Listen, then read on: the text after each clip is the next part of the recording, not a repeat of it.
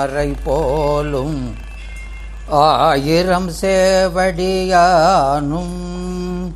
ஆயிரம் தாமரை போலும் ஆயிரம் சேவடியானும் ஆயிரம் பொன்பரை போலும் ஆயிரம் தோளுடையானும் ஆயிரம் ஞாயிறு போலும் ஆயிரம் நீழ்முடியானும் ஆயிரம் பேர் உகந்தானும் ஆரூரமர்ந்த அம்மானே ஆரூரமர்ந்த அம்மானே ஏ ஒளியான திருமேனி உமிழ்தான மிக மேவும் களியார வரும் ஆனை களல் நாடு மறவாமல் அழியாளு மலர் தூவும் அடியார்கள் உளமான அழியாளு மலர் தூவும் அடியார்கள் உளமான வெளியாகும் வலிதாய வினை கூட நினையாவே வெளியாகும் வலிதாய வினை கூட நினையாவே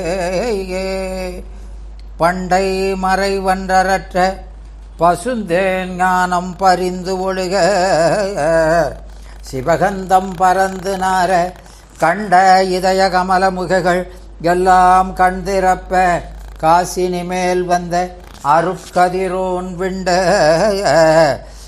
அருட்கதிரோன் விண்ட மலர் பொழில் புடை சூழ் வெண்ணை மேவுமை கண்ட தேவன் மிகு சைவநாதன் புண்டரிக மலர்தாழச் சிரத்தே வாடும் பொற்பாதம் எப்போதும் போற்றல் செய்வாம் மெய்கண்ட தேவன் பொற்பாதம் எப்போதும் போற்றல் செய்வாம் அறிவே அருட்செல்வமே நிறைவே அரசே அடியார் உறவே என் ஆருயிரே மணியே உருகாத நெஞ்சில் பிரிவே துரியம் கடந்த சிவானந்த பேரமுதச் செறிவே கருணைப் பிழம்பே பஞ்சாக்கர தேசிகனே கருணைப் பிழம்பே பஞ்சாக்கர தேசிகனே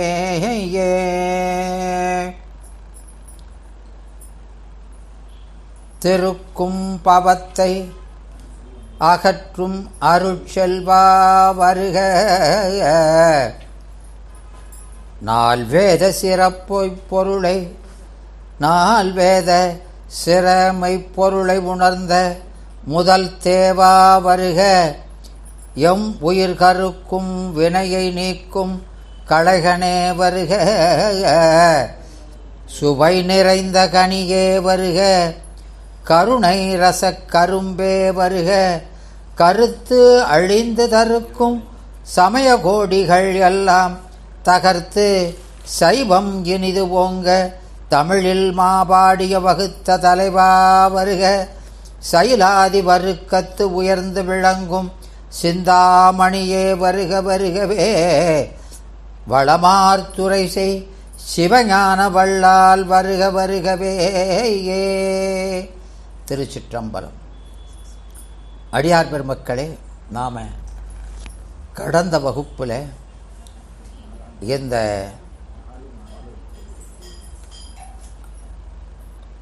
திருமுறை சிந்தனையில் நாம் அப்பர் சுவாமியுடைய தேவாரம் அதை பார்த்தோம். போன வகுப்பில் ஞாபகம் இருக்கா?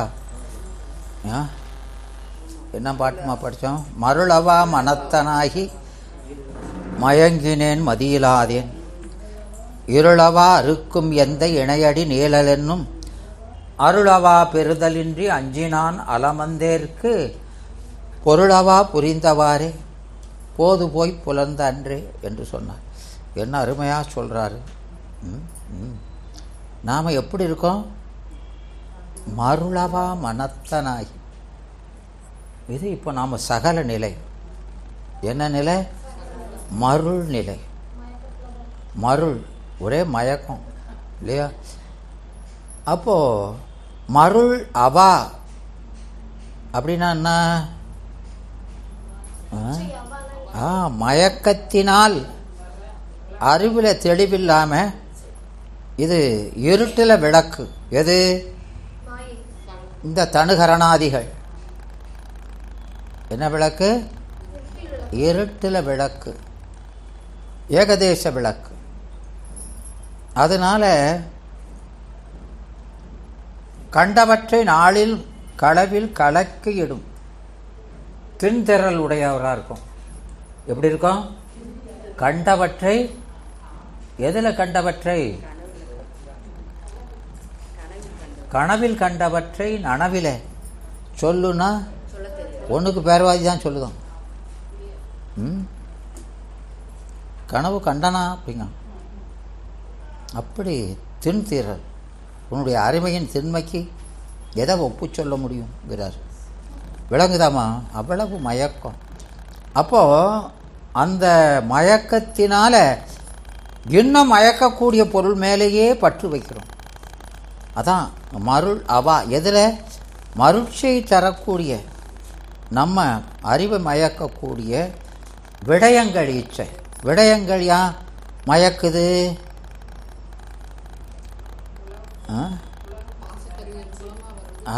அதை உங்களுக்கு அந்த உண்மை விளக்க ஆசிரியர் மனவாசகம் கடந்தார். அதை என்ன சொல்கிறாரு? ஈனமாம் சத்தாதி. இந்த சத்தாதி அறிகிறது என்ன சொல்கிறாரு? ஈனம்ங்கிறார். விளங்குதா? ஞானம் உடைய நீ ஈனமுடையதை அனுபவிக்கலாமா? விளங்குதாமா? அப்போ இந்த சடப்பொருளை அறிவு பொருளாகிய நாம் நம்மிலும் கீழ்ப்பட்ட சடப்பொருள் மேலே இச்சை கொண்டு அதை அனுபவிப்பது என்பது ரொம்ப கேவலம் இல்லையா? அதனால் என்ன சொல்கிறாரு? அது மருள் இல்லையா? ஆமாம், அது ஊனம். அதெல்லாம் அறிவில் ஊனம். என்ன வரணும்? ஞானம் வரணும். ஆனால் அங்கே என்ன இருக்குது? ஊனம்தான் இருக்கு. அதனால் பொருள் அல்லவற்றை பொருள் என்று கருதி மயங்குறோம். ஏன்னா அது பூரா தாமச அகங்காரத்திலிருந்து தோன்றுபவை. எது? பூதங்கள். பூதங்களெல்லாம் தாமச அகங்காரத்தை. அதனால் அது மோக மூட நியமன ரூபம். விளங்குதா? அது பூரா இன்பம் போல தெரிகிற துன்பம்தான். நீங்கள் லேசாக உலகத்து மேலே ஒரு கடக்கன் பார்வை பார்த்தாலே தள்ளிடுவாருங்க பிறவியில். விளங்குதா? ஏன்னா அந்த பற்றே வரக்கூடாது. உலகத்து மேலே பற்று வச்சா உடனே என்ன வரும்? ஆமாம், பொன். அது உலகப் பொருளை பொன்னாகவே இருந்தாலும் சரிதான். அது மேலே இப்படி பார்த்துட்டேன்னா என்ன செய்வான்? பிறவியில் தள்ளுவான். சொல்லுதார்லாமா? யார் சொல்கிறா? சுந்தரமூர்த்தி. அதனால் அதன் மேலே பற்று வைக்கிறோம் இல்லையா? இப்போ ஞானிகள், அதுதான் உங்களுக்கு அந்த திருவிளையாடல் புராணம்னு ஒன்று இருக்கா இல்லையா? அப்படின்னா திருவிளையாடல் புராணம்னா என்னது?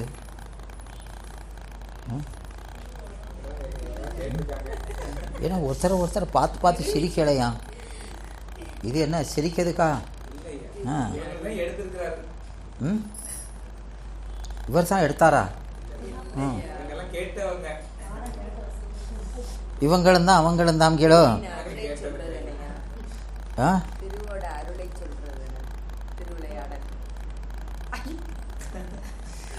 அதாவது திருவிளையாத இடத்து திருவிளைதல் பொருட்டு திரு செய்கிற ஆடல் திருவிளையாடல். விளங்குதா? திரு விளைதல் பொருட்டு திரு செய்கின்ற ஆடல் திரு விளையாடல். விளைதல் பொருட்டு செய்கின்ற ஆடல். விளங்குதா? ஆமாம். என்னம்மா எந்தாண்ணே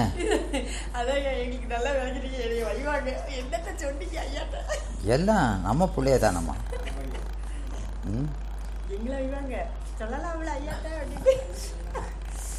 அதனால பெருமான் பாருங்க, அவன் செய்கிறது எல்லாரும் நமக்காகத்தான் செய்கிறான். அவன் ஆடுறது எதுக்காக ஆடுறான்? நமக்கு திருவிளைதற்காக ஆடுகிறான் அப்படின்னு சொல்கிறாரு. அதனால் இங்கே சொல்கிறாரு, இந்த மருளவா மனத்தனாகி மயங்கினேன்.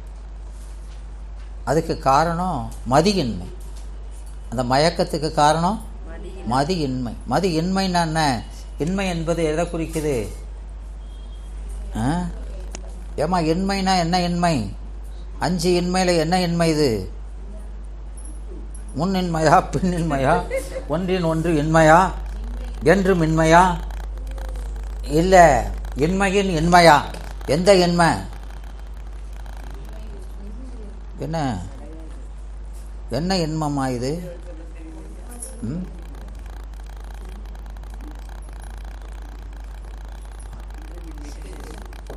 இல்லது தோன்றாது தானே.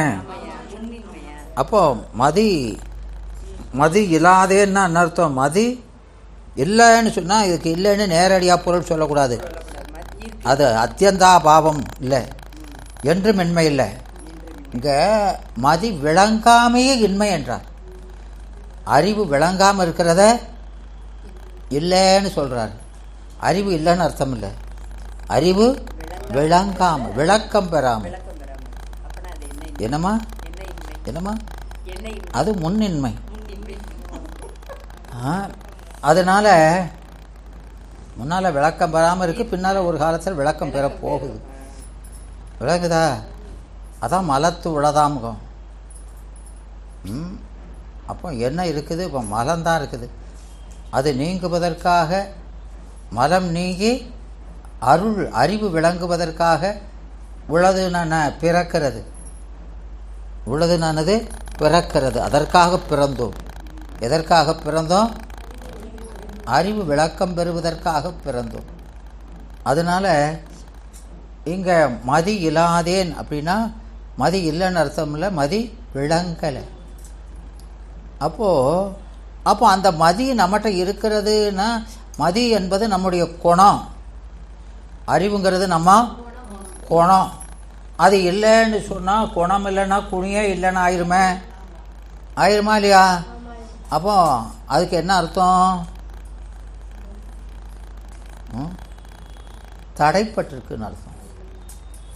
ஏன்னா அந்த மதி இருக்குது இல்லைன்னா, ஏன்னா குணம் என்பது ஒரு பொருளை விட்டு நீங்காது இல்லையா? அப்போ அதுக்கு என்ன அர்த்தம்?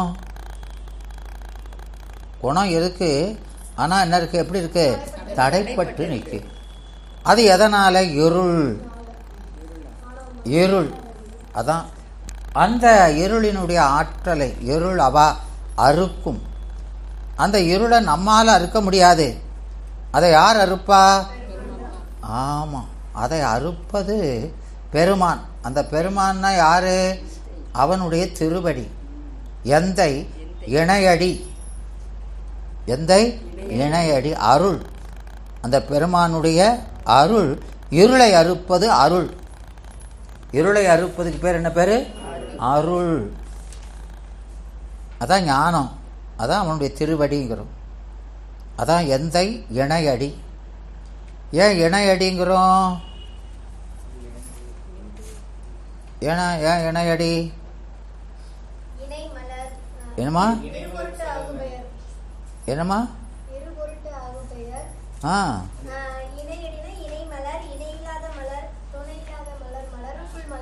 அடே அப்பா, வெரி குட் வெரி குட், நல்ல சொல்லுங்க. ஆமாம், அன்மொழி தொகை. ஆமாம், அப்படித்தான் சொல்லணும். அப்போது அந்த இறைவனுடைய திருவடியை மலருங்கிறோம் இல்லையா? ஏன் மலருங்கிறோம்? திருவடியை ஏன் மலருங்கிறோம்? என்னம்மா? ஆமாம், அதாவது அது பூவினுடைய குணங்களெல்லாம் அதில் இருக்குது. என்ன குணமெல்லாம் இருக்குது? பூவினது இயல்பே பொருந்த கூறின் மங்கள மாதலும். இல்லையா? பூவினாலே மங்களம், மங்கள மாதலும், காலத்தின் மலர்தலும், கண்டோர் உபத்தலும், விளையப் பெறுதலும், வண்டிற்கு நெகிழ்தலும், இதெல்லாம் பூவினது இயல்பு. இல்லையா? இது நன்னூல் தொல்காப்பியத்தில் சொல்லியிருக்குது. இல்லையா? ஆமாம். அதனால் பெருமான் சிவம்னாலே மங்களம். சிவம்னாலே அதுக்கு என்ன அர்த்தம்? மங்களம். மங்கள மாதலும், காலத்தின் மலர்தலும். அது நமக்கு ஒரு பக்குவ காலம் வந்தாதான் அது மலர்ந்து மனம் வீசும், மலர்ந்து மனம் வீசும். அதுபோல நமக்கு அந்த திருவருள் எப்போ வெளிப்படும்? பக்குவம் வரணும். அதை அந்த பண்டார சாத்திரம் சொல்லும். என்ன சொல்லும்?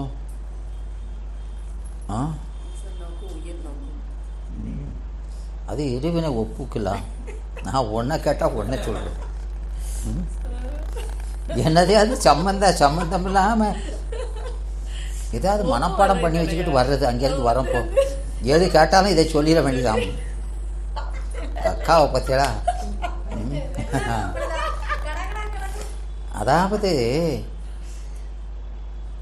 நாளை புதுமளமாம் நாளரும்பை. நாளைக்கு அது பூக்க போகுது. இல்லையா? அந்த நாள் அரும்பை இன்னைக்கு அரும்பா இருக்குது. என்று எனக்கு இவ்வேளைக்கு மலர்ந்து இருங்கந்தம் வீசிடு. எனக்கு இன்னைக்கு தேவைப்படுது. இன்னைக்கு ஒரு கல்யாண வீட்டுக்கு போகணும். நீ உடனே பூத்துறணும், பூத்து மனம் வந்துடணும் அப்படின்னு இருங்கந்தம் வீசிடு என நன்னீர் சொலிந்து.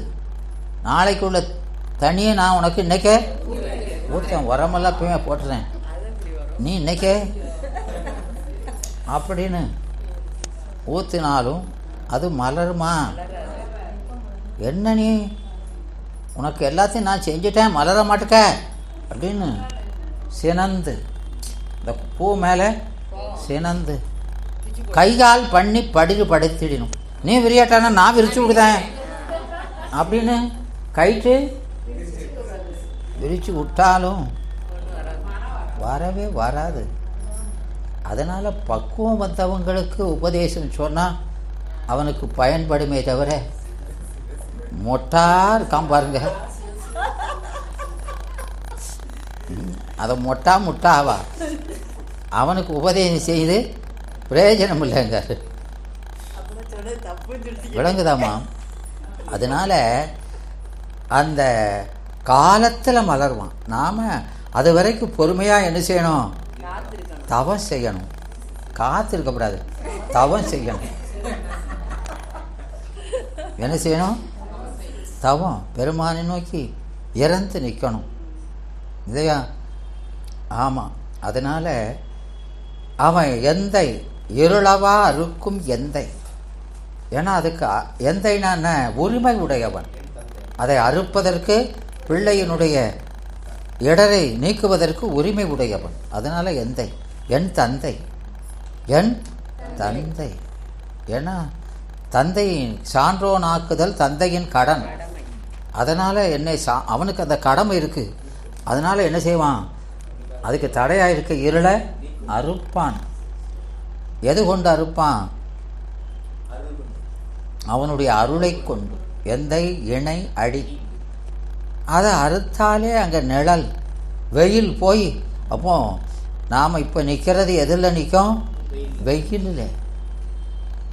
வெயில்னா என்னது? வெயில் வெயில்னா என்னம்மா?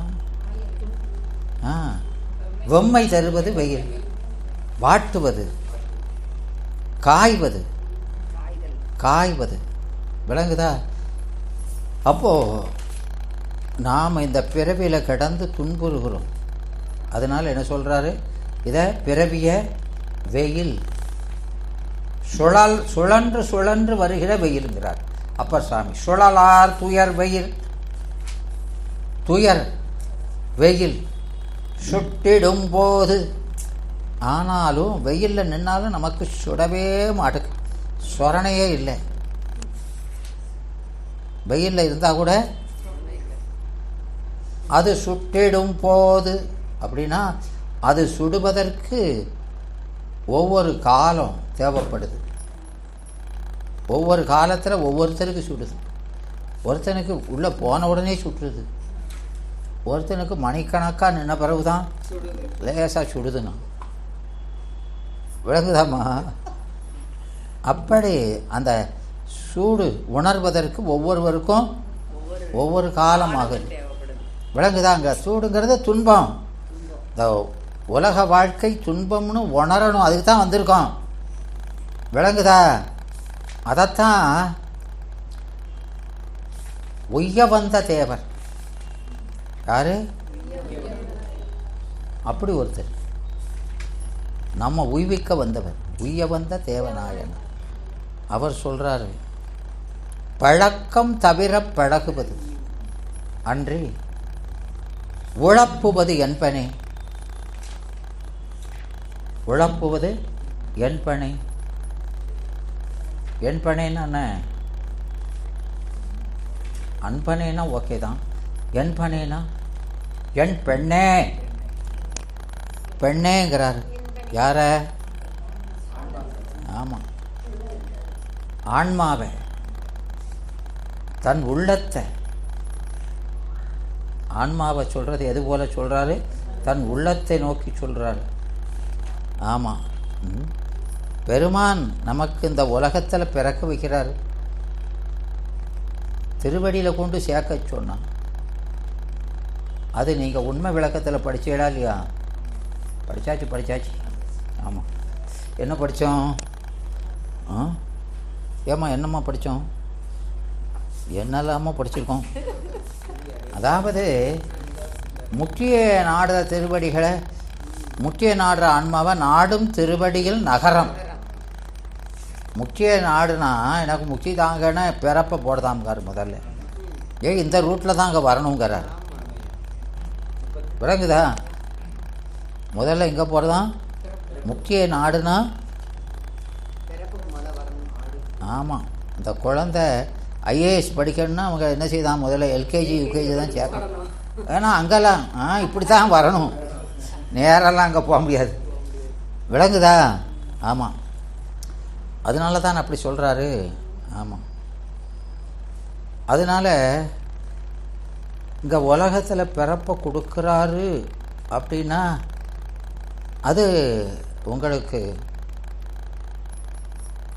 சிபி 69 சொல்லுமா?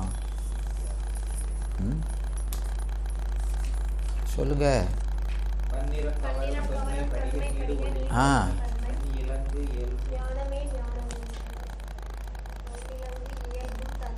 ஆமாம், அப்படி சொல்கிறாரு இல்லையா? அப்போ அந்த ஞானம் பெறுவதற்கு என்ன, அதுதானே பெறணும், அதுக்கு தானே வாரம். நல்லெல்லாம் பெற நிறைந்த ஞானமே ஞானம், சிவஞானம் ஒன்று தான் ஞானம். அந்த ஞானம் நம்மகிட்ட இல்லைங்கிறதுக்கு தான் அங்கே வர்றோம் இல்லையா? அப்போ அந்த 69 சொன்னவர் அதுக்கு முந்தின பாட்டில் என்ன சொல்கிறாரு நமக்கு? இந்த அதுக்கு தான் இந்த உடம்பை கொடுக்குறாரு. காட்டிடும் கரணம் ஒன்றின்றேல் காணோனாதாம் நாட்டிய இவற்றால் ஞானம் அணுகவும் ஒண்ணா. இப்போ ஞானம் தானே வேணும், அதுக்கு தானே வந்திருக்கோம். இப்போ இந்த உடம்பை கொடுத்தா இதை வச்சு ஞானம் அடைய முடியாது. பிறகு எதுக்கையா கொடுத்தாரு? எதுக்காக வந்தோமோ அதை அடையணும்ல இல்லையா? நாட்டிய இவற்றால், நாட்டியனா இறைவனால் நமக்கு அளிக்கப்பட்ட இவற்றால் ஞானம் அணுகமும் ஒண்ணா. பிறகு எதுக்கு விருதாவா கொடுத்தாரு? இதை நேரடியாக அதை வச்சு ஞானத்தை பெற முடியாது. ஆனால் இதை தவத்தை செய்யலாம். இதை வச்சு தவத்தை செஞ்சால் ஞானம் வரும். விளங்குதா? அப்போ அதுக்காக கொடுத்தாரு. முன்னம் ஈட்டிய தவத்தினாலே. அப்போ முன்னம் ஈட்டிய தவம்னா என்ன? இப்போ தவம் செய்யக்கூடாதோ? இப்பவும் செய்யலாமா? எப்பவும் செய்யலாமா? எப்போ செய்யலாம்?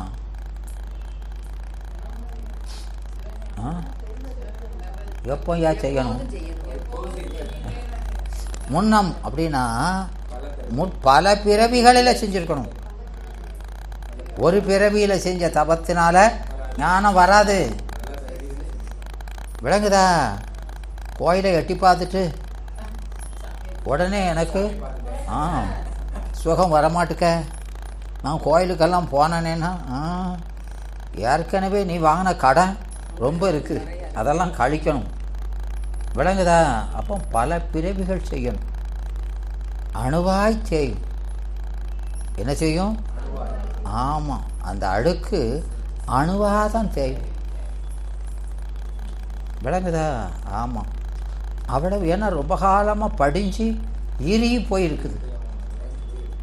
அது லேசில் துடைக்க கிடைக்க முடியாது. அதான் அந்த பெருமானுக்கு அரண் அப்படின்னார். ஏன்? அரிப்பதான், ஃபைலிங் தான் நடக்குது. ஆமாம், கிறுக்க முடியாது. ஏன்னா அவ்வளோ ஹார்ட்னஸ் ஜாஸ்தியாக இருக்குது. அதை என்ன செய்யலாம்? ஃபைல் வச்சு லேசாக தான் தேய்க்கணும். அப்படி அரிப்பதால் பெருமானுக்கே அரண்னு பேர் இல்லையா? ஆமாம். அதனால் இங்கே பழக்கம் தவிர இப்போ நாம் அந்த பிறவியை கொடுத்து இங்கே பிறப்பை கொடுத்துருக்கிறோம்னா, இங்கே பிறந்து ஆகா இது ஒரே துன்பமாலாம் இருக்குது அப்படின்னு இதில் வெறுப்பு வருவதுக்காக இந்த பிறவியை கொடுத்துருக்கான். வந்திருக்கா வெறுப்பு? எங்கே வர? ஒரே விருப்பு தான் வந்துருக்கு. ஒரே விருப்பு தான். அடுத்த பிறவிலையாவது நமக்கு இதெல்லாம் கிடைக்காதான்னு நினச்சி, இந்த பிறவிலெல்லாம் நமக்கு நம்ம நினச்சதெல்லாம் கிடைக்கலை. அடுத்த பிறவியா இவனெல்லாம் என்ன செய்ய அப்படிங்க. இது செய்யலைன்னு இந்த பேருக்கு இன்னும் தெரியலையே. ஏ கிளாஸ் செயல், பி கிளாஸ் செயலுங்க. செயலே வேண்டாம்னு நினைக்க மாட்டேங்க. விளக்குதாமா? அதுதான் அப்பர் சாமி சொன்னது போல, தழைத்து வைத்து உலகை ஏற்றி தழல் எறி மடுத்த நீரில். விளங்குதாமா? ஏ தாய், உனக்கு விளங்குதா? ஏம்மா, தழைத்து வைத்து நல்ல ஆசையோடு அதுக்கு வேண்டிய உபகரணங்களெல்லாம் கூட்டி வச்சு, அந்த 3 கல்லை தூக்கி வச்சு, கீழே ஓலை விறகெல்லாம் வச்சு, மேலே பாயம் வச்சு அதில் தண்ணியை ஊற்றி தழைத்து வைத்து உலையை ஏற்றி கீழே தீயை வச்சாச்சு. தழலெறி மடுத்த நீர். அதுக்குள்ளே ஒரு ஆமையை தூக்கி போட்டுருக்கு. அந்த ஆமையை அந்த தண்ணியில் போட்ட உடனே அப்போ ஆகா என்ன அழகாக இருக்குது. அதை தீ வேற, ஆகா வெண்ணி நல்லா தான் இருக்குது அப்படின்னு தழைத்து நின்று தழைத்து வச்ச இதில் திளைத்து நின்று ஆடுதான். ஆஹா, நம்ம தழைப்பதற்காக வச்சுருக்கான், நம்ம வேவதுக்காக வச்சுருக்கான், வெந்து பக்குவப்படட்டும்னு வச்சுருக்கான், சாப்பிட்றதுக்கு சௌரியமாக இருக்கும்னு. இது திளைக்கு தான் அதில் கிடந்து. அந்த ஆமை போல் நம்மத்தான் சொல்கிறார் முட்டா ஆமன்னு. ஆமை போல் தெளிவிலாதே இல்லையா? என்ன செய்கிறது? அதனால் அதுக்கு காரணம் நம்ம அறியாமை, இருள் இல்லையா? அந்த இருளில் அதனால் உலகத்தில் பற்று இருளவா இருக்கும் எந்த இணை அடி. அது நீழல்ங்கிறார். ஏன் நிழல்னு சொல்லாமல்? அது எல்லையில்லாத இன்பம் தருவது. எல்லையில்லாத இன்பம் தருவதனால அது என்ன சொன்னார்? நீட்டல் விகாரம்.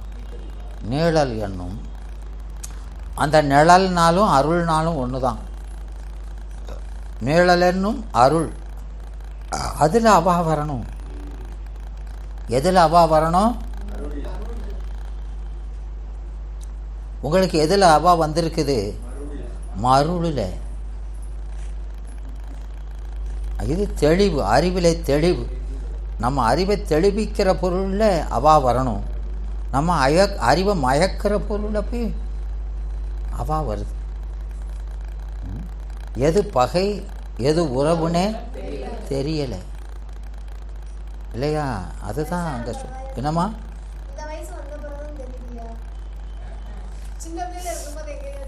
அதெல்லாம் சரிதாம்மா. அது அது நாம் ரொம்ப பாவப்பட்டவர்கள்மா. நமக்கு பெருமான் உணர்த்தினாதான் உணர்வோம். அந்த பெருமான் நம்ம உணர்த்துகிற அளவுக்கு நாம் அவன் கருணையை நாம் இன்னும் பெறலை. நாம் ஒரு காலம் உணரவே முடியாதுமா. யார் உணர்த்தணும்? அப்போ அவன் உணர்த்தணும்னா, ஒரு பிச்சை உங்களுக்கு கிடைக்கணும்னா போடுறவன்ற கருணை வரணும். இந்த கருணை தான் அந்த பிச்சை என்ற காரகம் நிகழ்வதற்கு ஏது. விளங்குதா? அப்போது நாம் எப்படி நிற்கணும்? உடையார் முன் இல்லார் போல். உடையார் முன் இல்லார் போல் இல்லையா? பரம ஏழை எப்படி பிச்சைக்காக அப்படி நிற்பானோ அப்படி இறந்து நிற்கணும். பெருமானை நோக்கி கொடுக்கும்போது கொடுப்பான். அதை பற்றி கவலைப்படுறோமா? வேறு எதுக்கோ கவலைப்படுறோம். ஆனால் அந்த அருளை பெறுவதற்கு கவலைப்படுவதே இல்லை இல்லையா? ஆமாம். அதனால் அதுதான் அந்த சேக்கிழார் பெருமான் சொல்லுவார். அதை அந்த அருள் என்பது என்னது? அந்த அருள் தான் விபூதிங்கிறார். அந்த அருள் தான் விபூதி, பிரசாதம்.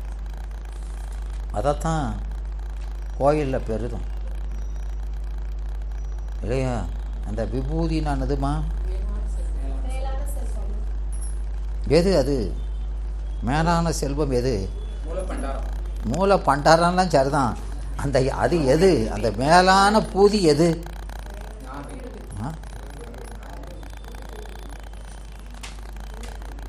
அது எதுனா நம்ம மலத்தையெல்லாம் நீர் செய்து திருவை விளங்கச் செய்வது எதுவோ ஆமாம், அதுதான் திருநீர்.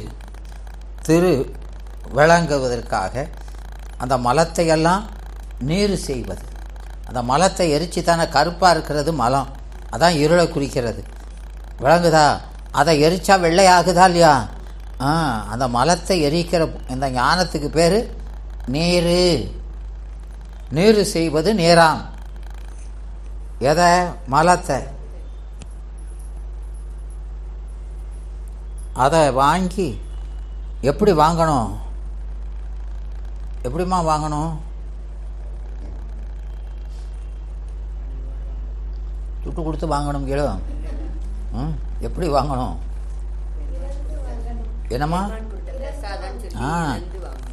ஆமாம், அதை பெரியவர் கொடுக்க. யார் கொடுக்கணும்? பெரியவர் யார்? ஞானத்தில் பெரியவர், நல்ல வசனமாக இருக்கிறவர் இல்லை. அந்த திலகவதியார். திலகம்னானது ஞானம். ஞானம் வதிந்தவர். திருவாளன் திருநீர் திலகவதியார்தாம் கொடுப்ப. அப்போது அந்த திருநீரை பெற்றாலே பெருவாழ்வு வந்தது, சிறுவாழ்வு அகன்றது. எது சிறுவாழ்வு? இப்படி மருட்சியில் வாழ்கிறது தான் சிறுவாழ்வு. அது நீங்கி பெருவாழ்வு வந்ததனே அப்படிங்கிறார் இல்லையா?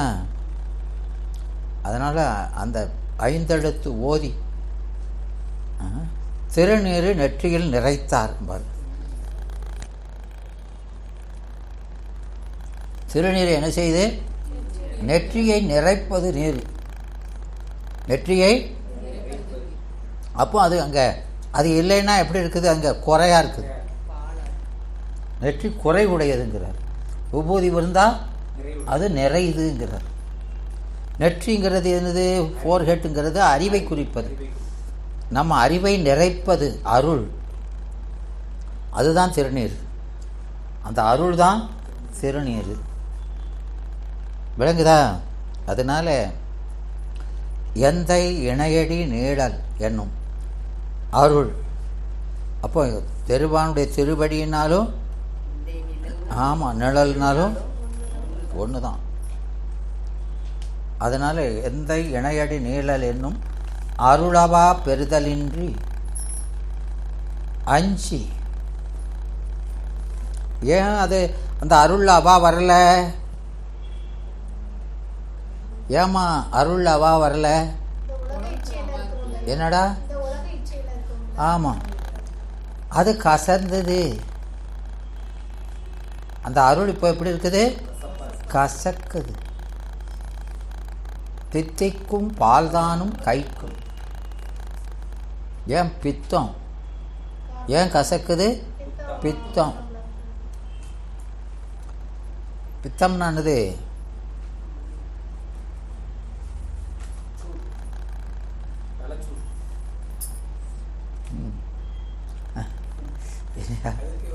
என்னம்மா? பித்தம்.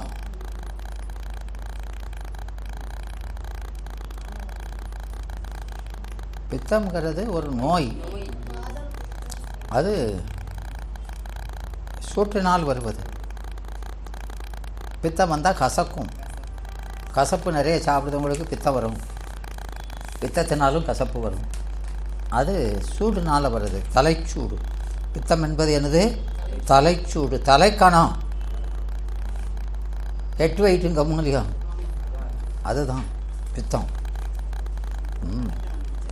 நம்மை பெரிதாக மதிக்கிறது, அதனால் அது கசக்கு. அது கசக்கு. விளங்குதா?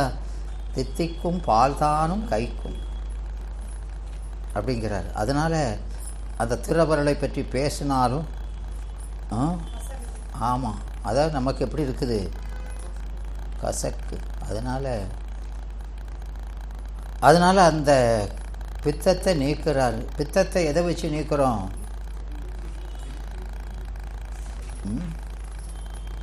பித்தத்தை எப்படிமா நீக்கிறோம்? மருந்து. வாங்க கடைக்கு வாங்கங்க, நம்ம கடைக்கு வாங்க.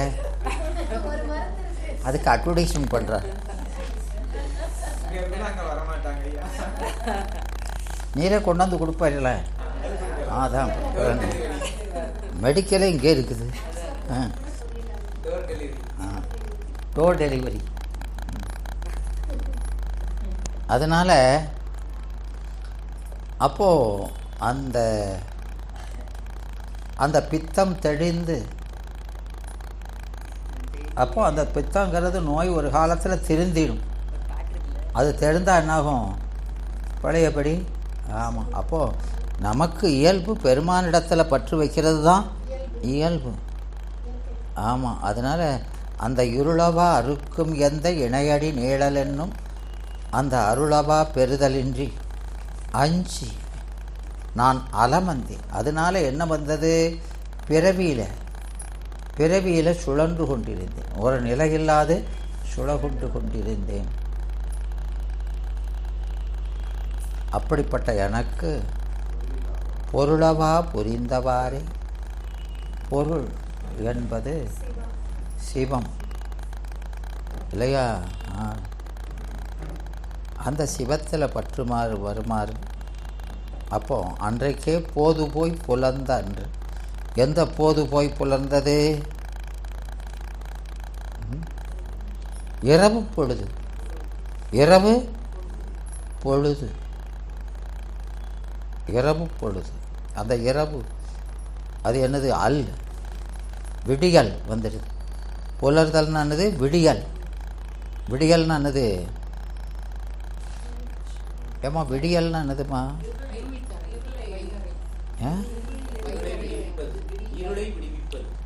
அல் விடுவது. அல்னா இரவு. அது விடுகிற பொழுது. அந்த பொழுதுக்கு பேர் விடி. அல் விடுது. மாற்றி சொல்லணும். அல் விடுவது விடியலாம். விளங்குதா? அப்போ அந்த இருள் நீங்கிறது. அப்படி சொல்கிறாரு. விளங்குதா? அதனால் இதையெல்லாம் அருளும் மருளும், இந்த மருளவாக இருக்குதே, மருளும் தெருளும் மறக்கும் அவன்கண், அருளை மறவாதே, அருளை மறவாதே. அந்த பெருமான், அந்த சிவம் நமக்கு அந்த இருளையும் மருளையும் அறுப்பவன். அதுதான் இரவு பகல்னார். இரவு அது கேவலம், இரவுங்கிறது என்னது? கேவல நிலை. இரவுங்கிறது இருளோடு கூடிய காலம். இருள்னா ஆணவம் இல்லையா? இரவுனா கேவல நிலை.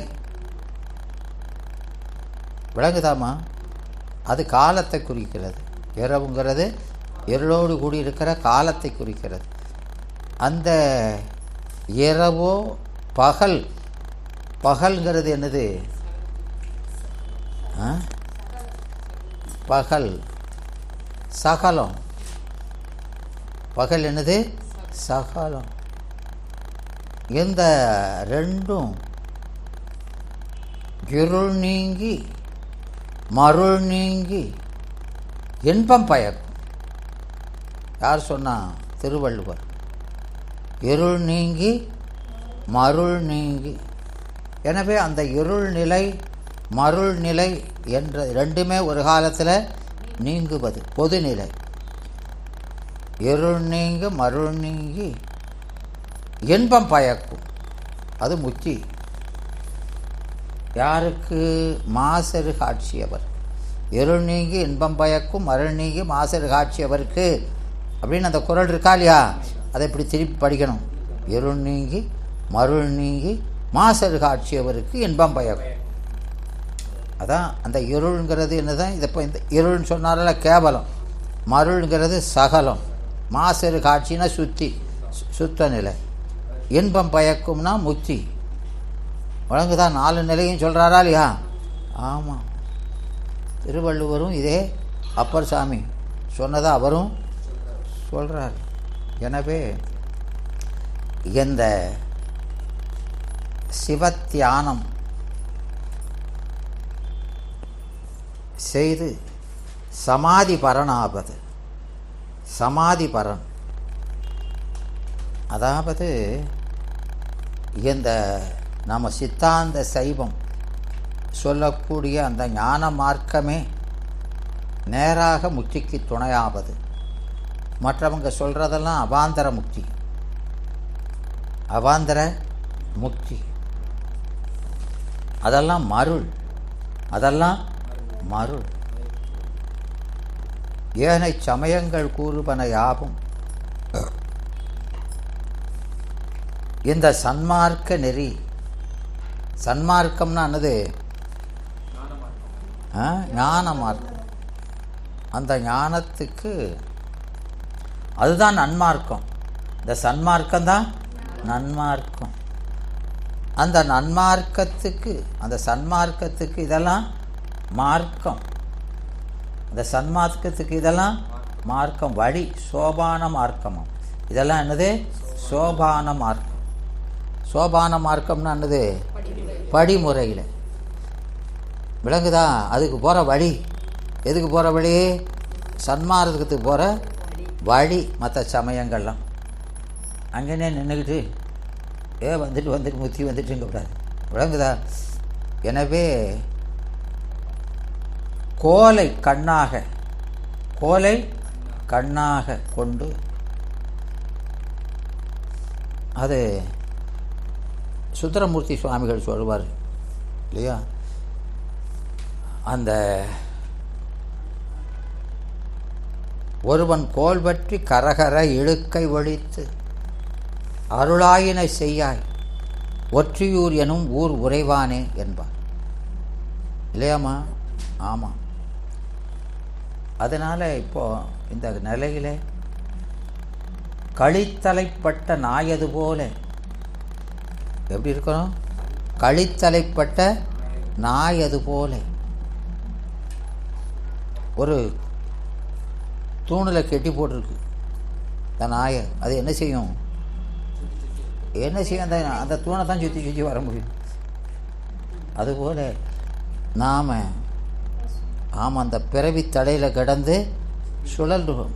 அதான் மேவி மேள விடா, மேவி மேள விடா. அந்த 84வது இல்லையா? தீப்பை 84 அதானம்மா? ஆமாம். அதிலிருந்து நம்ம வீழ விட மாட்டான். பிறவியை தொடர்ந்து வந்துக்கிட்டே இருக்கும். பிரவாகமாக நாசோபத்தியாக வரும். ஏன் அப்படி வருது? தொடர்ந்து பிறவி ஏன் தொடருதுமா? பிறவி ஏன் தொடருது? என்னடா?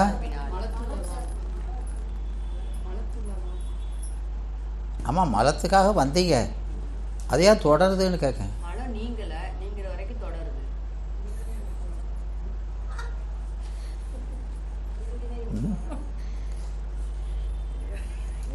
ஏன் தொடருது?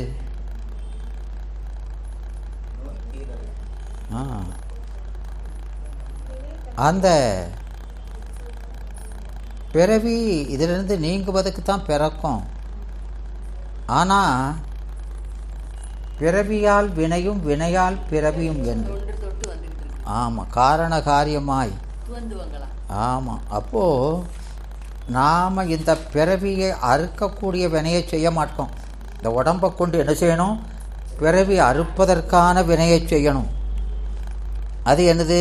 சிவபுண்ணியத்தை செய்யணும். அதை விட்டு போட்டு உலக வினையை செய்யணும். ஒன்னடக்க ஒன்றை செய்யணும். அதனால் தொடருது. விளங்குதா? அப்போ அந்த இறப்பில் தவத்தை செய்யணும். அது பிறவி அறுப்பது. மற்றது நீங்கள் தவமே செய்தாலும் இறப்புடை தவத்தை செஞ்சுக்கிட்டு இருந்தீங்கன்னா பிறவி தான் வரும். விளக்குதாம்மா? ரொம்ப நேரம் எழுதுறீங்களே, நேரம் எழுதுறீங்களம்மா?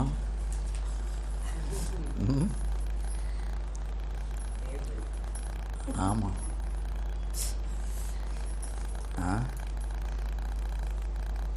அதனால் இந்த பெற்றது கொண்டு பிழையை சுருக்கி அன்பை பெருக்கணும். பிழையை சுருக்கி நாம் அன்பை சுருக்கி பிழையை பெருக்கிறோம். வெற்றடியேன்னு விடுதி கண்டாய். நீத்தல் விண்ணப்பத்தில் சொல்கிறாரா இல்லையா? எப்பா பெற்றது கொண்டு நீ என்ன சொன்ன? பிழையை சுருக்கி அன்பை பெருக்குன்னு கொடுத்த. நான் நேரம் ஆராய்ச்சி செஞ்சுக்கிட்டு இருக்கேன். ஆனாலும் என்னை கைவிட்டுறாத சாமிங்காரு இல்லையா? ஒன்றை சொன்னால் ஒன்றை செய்கிறது. விளங்குதா? அதனால அதையும் அவங்கள பார்க்கிங்க.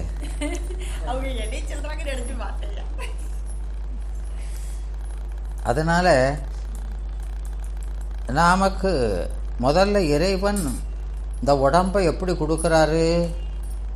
சூக்கும சரீரத்தை கொடுக்கும்போது பிறப்புக்கும் எல்லா உயிருக்கும் அப்படின்னு கொடுக்குறார் இல்லையா?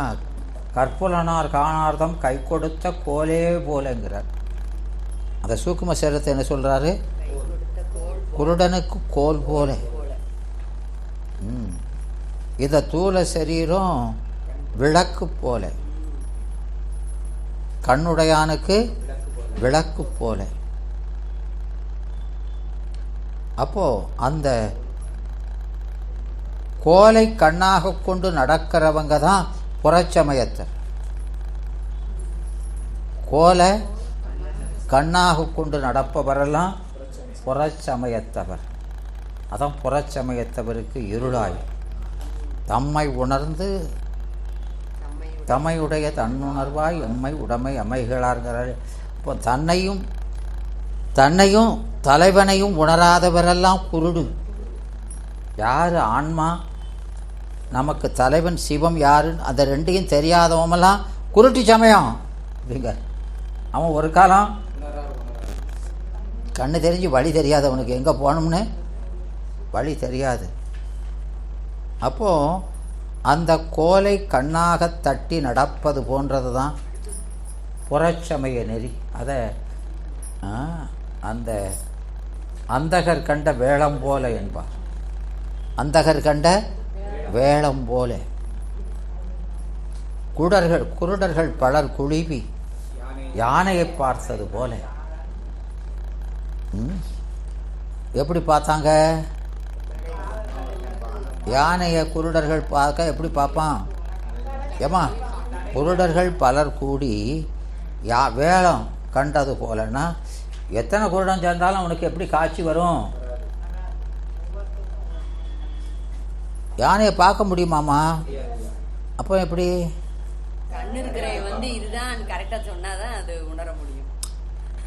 தடவி பார்த்துன்னு அர்த்தம். அது இருக்கட்டும். அவன் எப்படி யானையை பார்ப்பான்னா தடவி பார்ப்பான். அவன் கண்ணு இல்லாததுனால என்ன செய்வான்? தைவந்து என்ன தடவி. அப்போ தைவந்து எனவே ஓரொரு பகுதியை மட்டுமே தைவந்து. அப்போ தைவருதல் அப்படின்னா ஒரு குத்து மதிப்பாக அறிகிறது, தெளிவாக அறியது இல்லை அப்படின்னு அர்த்தம். விளங்குதா? ஆமாம். யானை எது?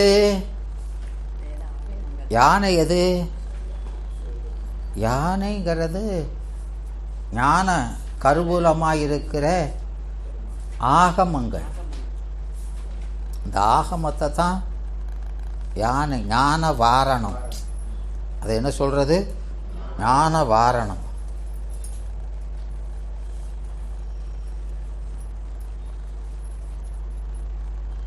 ஞான வாரணம் தெரியுமா உங்களுக்கு? சக்தி உங்ககிட்ட இருக்கா? அது சித்தியார் பேர் தான். சித்தியாருக்கு பேர் தான் என்ன பேர்? ஞான வாரணம். இங்கே வச்சிருக்கியோ? யானையே வச்சிருக்கீங்க. விளங்குதாம்மா? ஆமாம். அதனால் அந்த ஆகமத்தை ஒரு பகுதியை படித்து அதுதான் முழு ஆகமம் என்று கருதுவார்கள். ஒவ்வொரு பக்கத்தை படிச்சுக்கிட்டு முழுசும் இதுதான் நினச்சிக்கிடுது. விளங்குதாம்மா? ஒரு கண்ணுள்ளவன் அந்த யானையை கண்டு சொன்னாலும் நம்ப மாட்டான். நான் தடவி பார்த்தது தான், அதுதான் உண்மைம்பான். விளங்குதாம்மா? அதனால் அந்த நெறியில் இருந்து விடுபடணும். ஏன்னா அப்பர் சாமி அந்த குழியில் விழுந்துட்டாரா இல்லையா? அப்போ அது ரொம்ப மயக்குகிற நெறி. அதனால் அதை குறிக்கிறதுக்கு தான் இங்கே மருளும் என்றார். சித்தாந்த சைவமல்லாத ஏனைய சமயங்கள் கூறும் முக்கிய நிலைகள் யாவும் தத்துவங்கள் 36 நிலம் முதல் நாதம்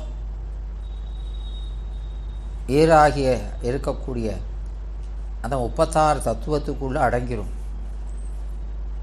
இல்லையா? அதில் இந்த உலகாயதம், இந்த உலகமே உண்மை,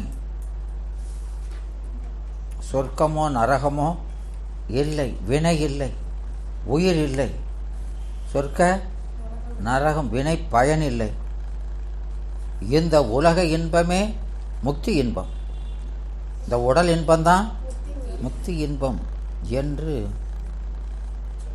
அப்படி இருக்காங்க. இந்த உலகத்தில் நாம் படுற துன்பந்தான் நரகம், இந்த உலகத்தில் நாம் அடைகிற இன்பந்தான் முக்தி என்று கூறிக்கொண்டிருக்கிறான்.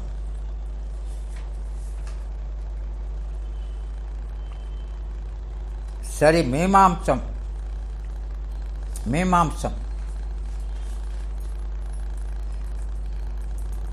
அதில் வேதத்தில் சொன்ன பிரகாரம் அந்த வேள்வி முதலானவற்றை அனுசரிப்பது தான் முக்தியை தரும் என்றான். இந்த தேகம் நீங்கிய பின்னர் ஒரு திவ்யமான சரீரத்தை பெற்று சொர்க்க போகங்களை அனுபவிப்பது தான் முக்தி என்கிறான் அவன். சாக்கியன் என்ன சொல்கிறான்? சாக்கியன் என்னம்மா சொல்கிறான்? அதெல்லாம் புத்தரை வாதில் வென்ற படலம் அப்படின்னு ஒன்று இருக்கா இல்லையா, அதில் ரொம்ப நல்லா சொல்லியிருப்பார். ஐவகை கந்தங்கள் அடியோடு கெடுதல் தான் முக்தி. விலகுதாம்மா? கந்தம் அறிதல் முக்தி என்றும், அது சிபி 50 சொல்கிறாரா இல்லையா? ஆமாம். எனவே அறிவு, உலகத்தை அறிகிற அறிவு கெட்டுப்போய் கிடக்கிறது தான் முக்கியம்.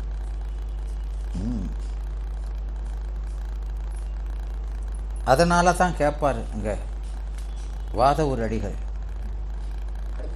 உங்கள் இதெல்லாம் எதில் சொல்லியிருக்குது? திரிபிடகத்தில் இங்கே சொல்லியிருக்கு. திரிபிடகம், பிடகம்னானது ஏமா? பிடகம்னா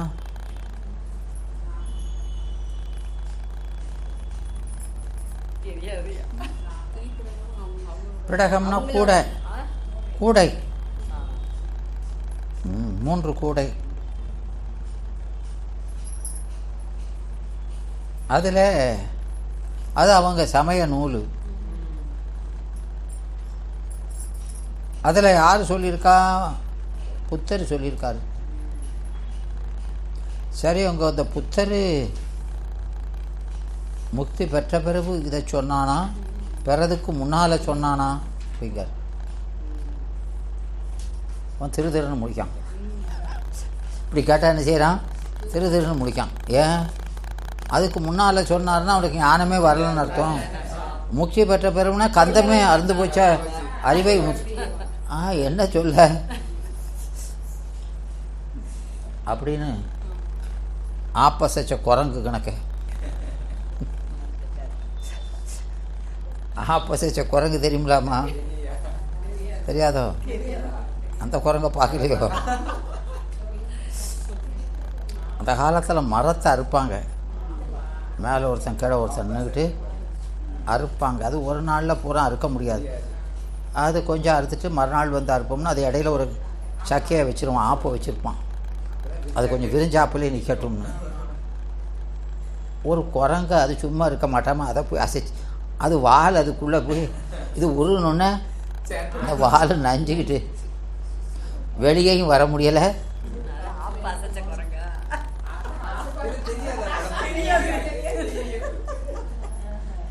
சொல்லிட்டு இல்லைன்னு சொல்ல முடியல, ஆமான்னு சொல்ல முடியலை, 2 பக்கமும் சொல்ல முடியாமல் முழிக்கிறது.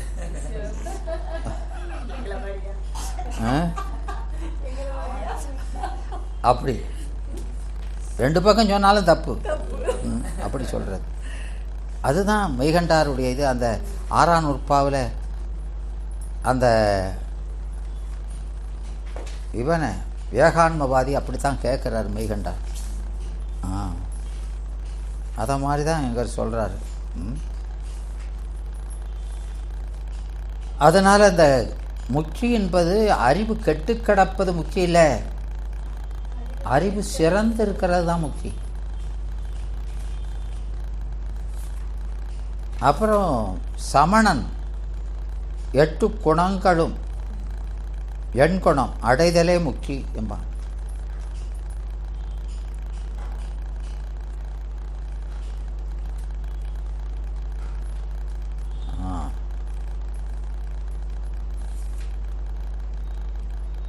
அதுவும் முக்தி இல்லை.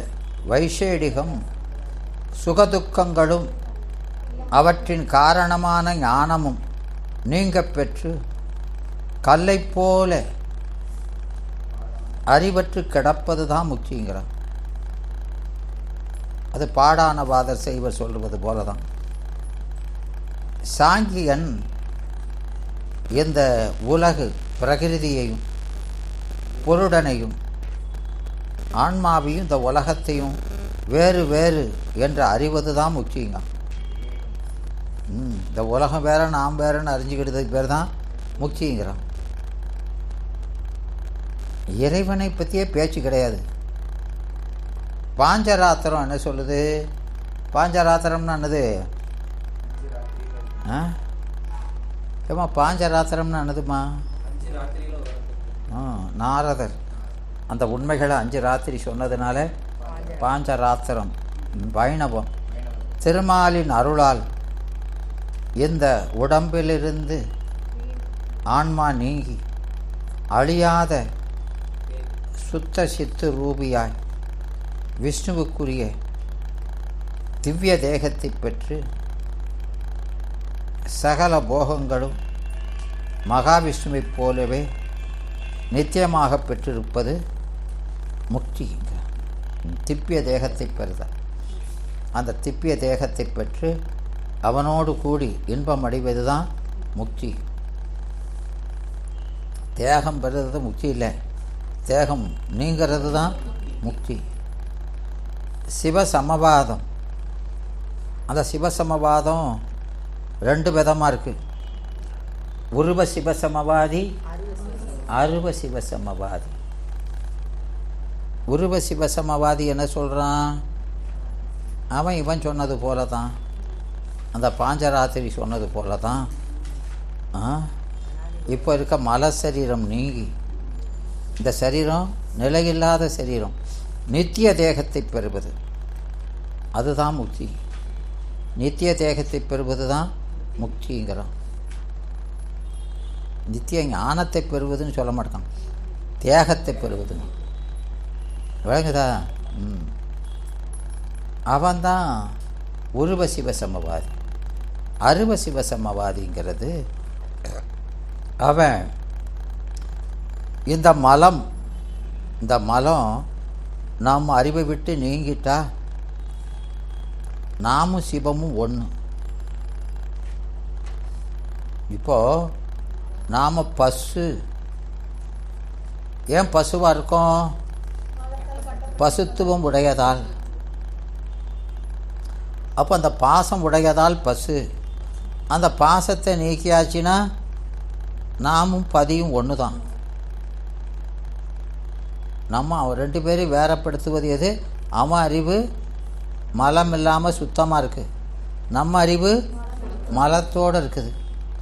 அதனால் அந்த வேறுபாட்டுக்கு காரணமான மலை நீங்கிட்டா நீங்கள் நானும் ஒன்று தான். விளங்குதா? ஒன்றா இல்லையா? மலை நீங்கினாலும் என்னம்மா?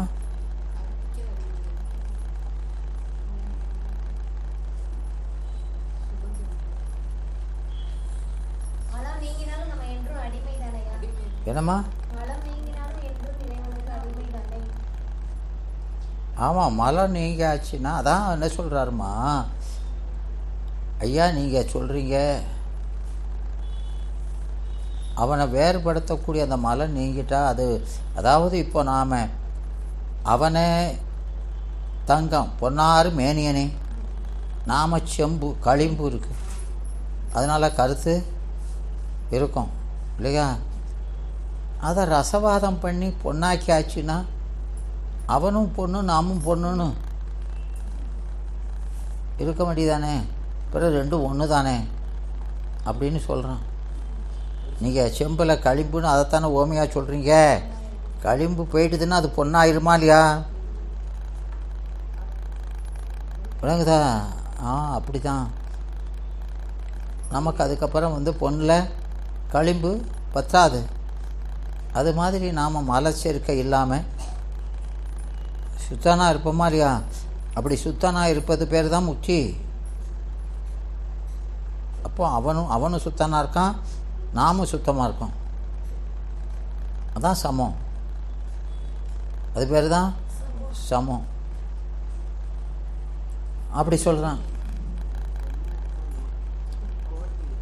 ஆமாம், இங்கே இந்த ஆன்மாவுக்கு மலம் நீங்கினாலும், இந்த மலம் நீங்கினாலும் அப்படின்னா அந்த பொன் ஓமையெல்லாம் சும்மா பொதுவாக சொல்கிறது தான். பொதுவாக. ஏன்னா நமக்கு மலம் நீங்கினாலும் மலம் எப்படி நீங்கிச்சு? நம்மகிட்ட இருக்க மலம் எப்படி நீங்கிச்சு? என்னடா ரசகுளிகையில் சேர்ந்ததுனால நீங்கிச்சு. இந்த குளிகை கிளிகளெல்லாம் ஒரு ஓரமாக வைங்க. இப்போ நமக்கு எப்படி நீங்கிச்சு மலம் நீங்கிச்சுன்னா, கண்ணில் இருளானது சூரியனுடைய சார்பினால் கண்ணுக்கு இருள் நீங்கியது போல சிவத்தை சார்ந்து இருக்கிறதுனால மலம் நீங்கிட்டு. அதை மண்டையில் வச்சுக்கணுங்கிறார். அப்போ அந்த கண்ணு சரி, நமக்கு கண்ணு பார்வை இப்போ நல்லா தெரியுது, இனிமேல் சூரியன் வேண்டாம்னு திரும்பிட்டாம்னு வைங்க, உடனே இருளாயிடும். அந்த நிலை தான் உன் நிலைங்கார். அதனால் அந்த பொன் மாதிரி பெருமண்டாக இருப்போம். அந்த பேச்செல்லாம் பேசாதங்க, விளங்குதா? அந்த இருள் அந்த உன்னுடைய ஒளிக்கு அகன்று நிற்கலை, இறைவனுடைய ஒளிக்கு தான் அகன்று நிற்கும். நீ திருப்பிட்டேன்னா இருள் வந்து பற்றிடும். அதான் அங்கே அந்த அபஸ்மாரனுடைய தலையை தூக்கி காட்டுறது, இப்படி போடுறதில்லை. ஆமாம், நீ அவனை அந்த திருவடியை பற்றி நிற்கிற வரைக்கும் தான் இவன் பற்றாமல் நிற்பான். திருவடியை விட்டீங்கன்னா லபக்குன்னு பிடிச்சிக்கிடுவான். அது தெரியாமல் சமமா இந்த பேச்சு பேசாதங்க, விளங்குதாம்மா? கண்ணு நல்ல கண்ணாக இருக்குது, அது குற்றமில்லாத கண்ணாக இருந்தாலும் அது தானே ஒரு காலம் காணாது. அதுபோல் இந்த ஆன்மா சுதந்திரமாக ஒரு காலம் அறியாது. அதை அறிவிக்கிற சிவம் கூடவே இருக்கணும், விளங்குதாம்மா? அதனால நாம் முக்தி அடைஞ்சாலும் என்ன ஆக மாட்டோம், அவனுக்கு ஒப்பு சொல்ல முடியாது. அவன் ஒருவன் என்னும் ஒருவன் தான், அவன் ஒருத்தன் தான். அவனை மாதிரி இன்னொன்று அந்த பேச்சே பேசக்கூடாது, விளங்குதாம்மா? அதனால் அந்த சமவாதத்தை அதனால தான் சிவஞான முனிவர் தனி நூலாகவே எழுதுகிறார். படிச்சடா, படிங்க. நீ படிச்சியா? அதெல்லாம் ஏன் படிக்க முடியும்? சின்ன சின்ன நூல் தான். அடுத்த இதில் படித்து வந்து சொல்லுங்கள். அடுத்த வகுப்புக்கு அது வாசிக்க முடியாமலேயே அன்னைக்கு இருந்துச்சு. தமிழ் தானே? என்னம்மா?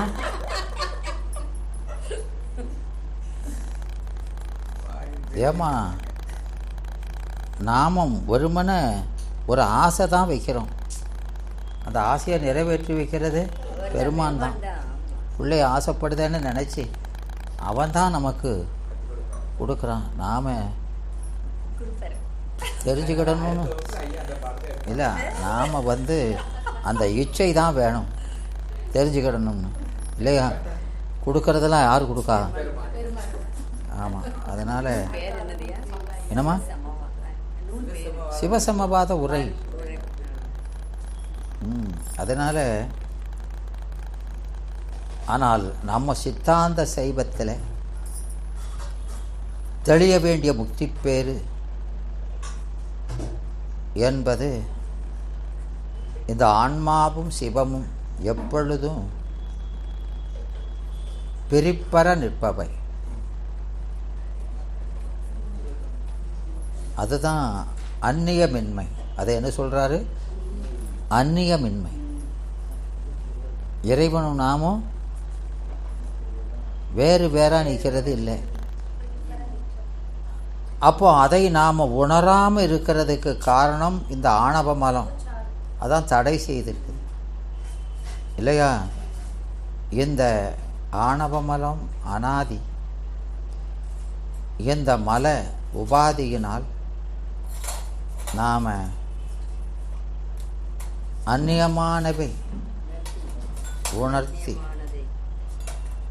அப்படி இருந்தோம். அதனால் அந்த ஆணவமலம் காரணமாகத்தான் நாம் அந்த உலகத்தை இச்சை வச்சு அதை நுகர்ந்ததுக்கும் காரணம் இதுதான். உலக நுகர்ச்சிக்கு காரணமே என்னது? ஆணவ மலம்தான். இந்த உடம்பு காரணம் இல்லை. எது காரணம்? ஆணவ மலம்தான். ஆமாம். அதனால் அது அதனுடைய அதோனியாமிகா சக்தி, அதோனியாமிகா சக்தினா. அதனால் அந்த உலக போகங்கள் தான் நமக்கு நித்திய இன்பத்தை தருகிறது என்று மயங்கி அதில் இச்சையை வைக்கிறோம். அது காசம் படர்ந்த கண்ணுக்கு, காசம்னானது படலம், படலம் படர்ந்த கண்ணுக்கு உண்மை உருவமும் நிறமும் தெரிவதில்லை.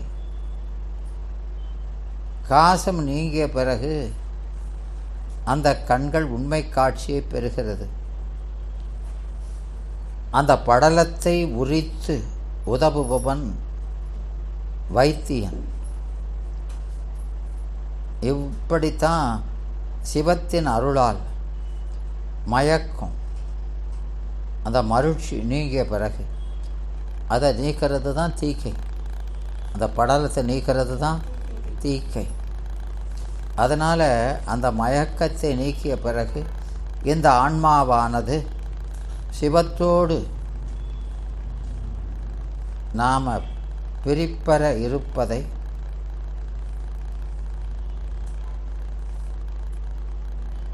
அது உணர்கிறது, சிவத்தாலே உணர்கிறது அந்த அனநியமாம் தன்மையை. அந்த சிவானந்த பரவசத்தினாலே இந்த 36 தத்துவங்களையும் கடந்த சிவபெருமானுடைய திருவடிகளை அடைகிறது. திருவடி என்பது இறைவனுடைய சித்துத்தன்மையையும்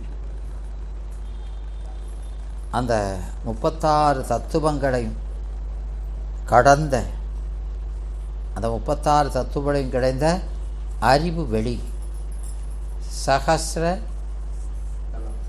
தளம். அப்படின்னு நான் சகஸ்ர தளம்னானுயா, சகஸ்ராரங்கிற மாதிரியா அப்படின்னு ஆனது.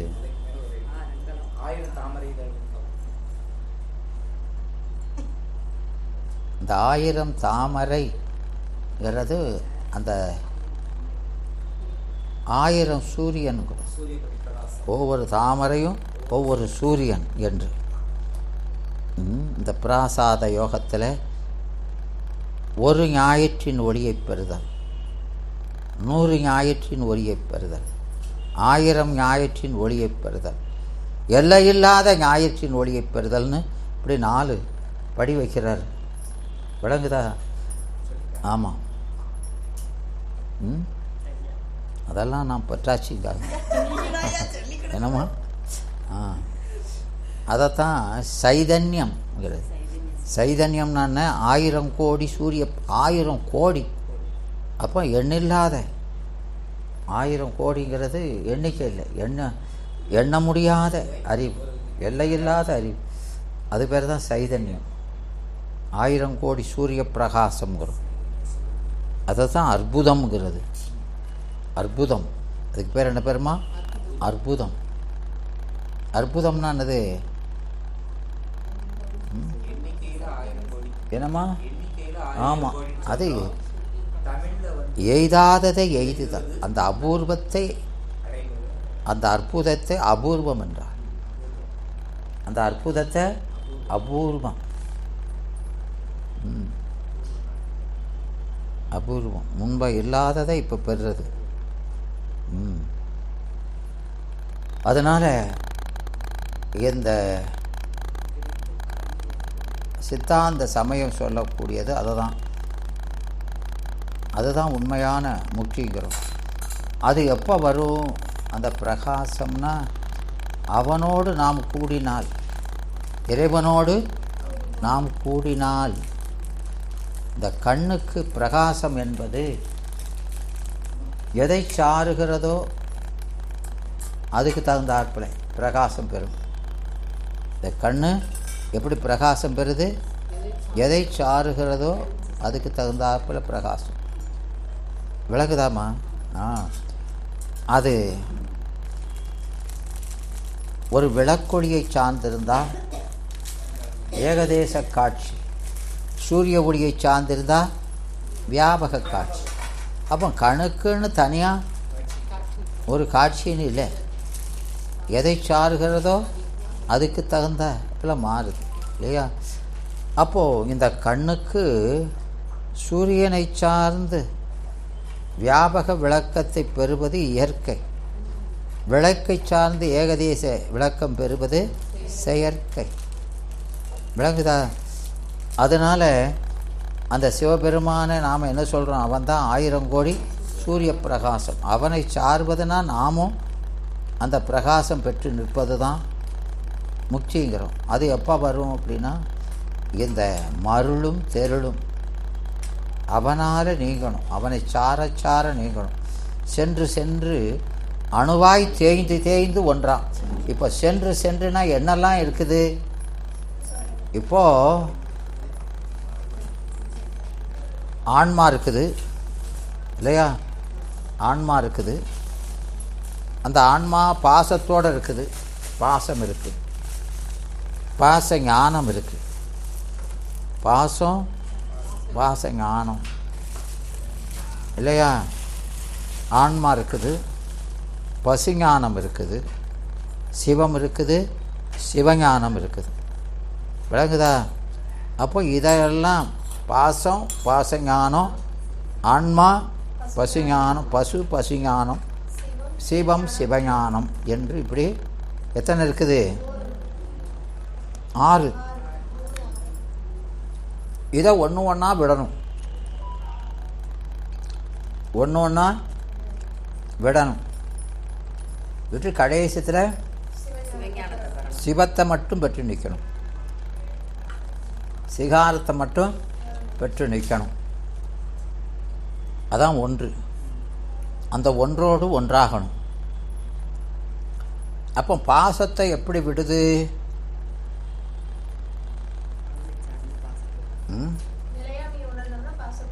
முதல்ல பாச ஞானத்தை விடணும், பாச ஞானத்தை விடணும். பாச ஞானத்தை எப்படி விடுவீங்க?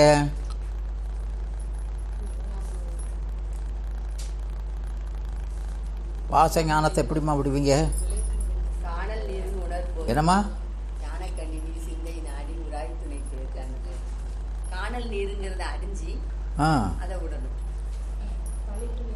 ஆமாம். அப்போ அந்த பாச ஞானத்தை விடணும்னா அதை வேறு என கண்டு விடணும், அதை வேறா காணணும். அப்போ வேறா காணணும்னா எப்படி காண? என்னம்மா? ஆமாம். எனவே பாசத்தை பற்றி கொண்டு நின்றே பாசத்தை காண முடியாது,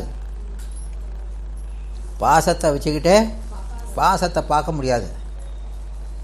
அப்போ என்ன செய்யணும்?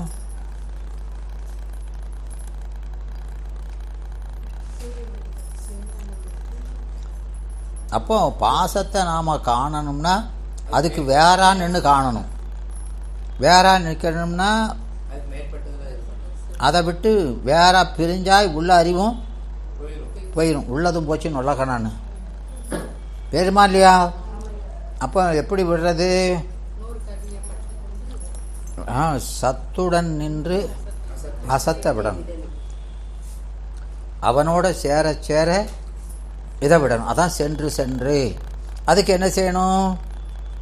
இதை விடுவதற்கும் அவனை பெறுவதற்கும் என்ன செய்யணும்? பூசை. அந்த பூசையை மீள மீள செய்யணும், சதாகால பூசையா. என்ன செய்யணுமா? ஒரு கால பூசை, 2 கால பூசை கிடையாது. என்ன செய்யணும்? செய்யணும். அப்படி செஞ்சால் கொஞ்சம் கொஞ்சமாக தேஞ்சி இந்த பாச ஞானம் அதை நாம் இந்த வழிபாடு செய்ய என்னாகும்? அந்த கருவிகளை நாம் வேறுன்னு கண்டு அதில் பற்ற விடுத்தது. விளங்குதா? அப்படி விடுவோம்.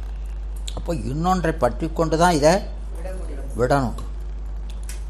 அப்போ அந்த பாச ஞானத்தை விட்டாச்சுன்னா நாம் பாசத்தோடு இருந்தாலும் நாம் என்ன இல்லை, பாசத்தார் அல்லர். நாம் பாசத்தோடு கூடியிருந்தாலும் பாசத்தார் அல்லர். ஏன்னா அந்த பாசம் இப்போ பகல் விளக்காய் நிற்பதால். பாசம் எப்படி நிற்குது? பகல் விளக்காய் நிற்குது. விளங்குதா? அதனால் அது இருந்தும் இல்லாதது தான். விளங்குதா? அதான் அந்த பாசத்தை விடுறது. அதான் இந்த பாசத்தை வேறாக காண்டல். அது இருந்து இல்லாததாகிறது. அப்புறம் பசு ஞானம். பசு ஞானத்தை விடுறது. பசு ஞானம்ங்கிறது என்னது அப்படின்னா என்னமா? ஆமாம், நம்ம மேலே உள்ள இச்சையினால இறைவனுடைய ஞானத்தை நம்ம ஞானம்னு கருதுறது. அப்போ நம்ம மேலே இருக்க பற்றையும் விடணும். அதுக்கு என்ன செய்யணும்?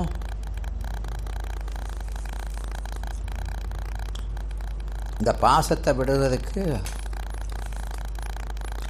அதை அடக்கிறதுக்கு ஆதார யோகம். விளங்குதா? அப்புறம் சிவஞானம் விளங்குறதுக்கு நிராதார யோகம். இல்லையா? அந்த நிராதார யோகம் செஞ்சால் என்ன வருது? என்ன வருது? பசுஞானம். அதுவும் போனால் என்ன செய்யணும்? மீதானம்.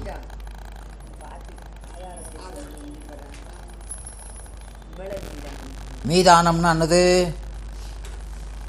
அதுக்கு மேலான, மீன மேலே. அப்போ அதுக்கு மேலே ஒருத்தன் இருக்கான் என்று அந்த பசு மேலே இருக்க பற்றை விடுறது. அப்போ அதை பெற்று அதில் அழுந்தணும். அதை பெற்றால் மட்டும் போதாது, அதில் அழுந்தணும். அதில் அழுந்த நம்ம என்ன செய்கிறோம்? அந்த அருளையும் மறக்கிறது. தன்னை மறக்கிறது, அருளையும் மறக்கிறது என்று இப்படி இந்த பூசையில் சென்று சிகாரத்தோடு நிட்டை கூடுது.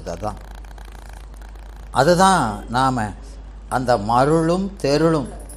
தெருள்ங்கிறது என்னது? சாதனம். அது என்ன? சாதனை. சாதனைகள் எப்படி நீங்கணும்?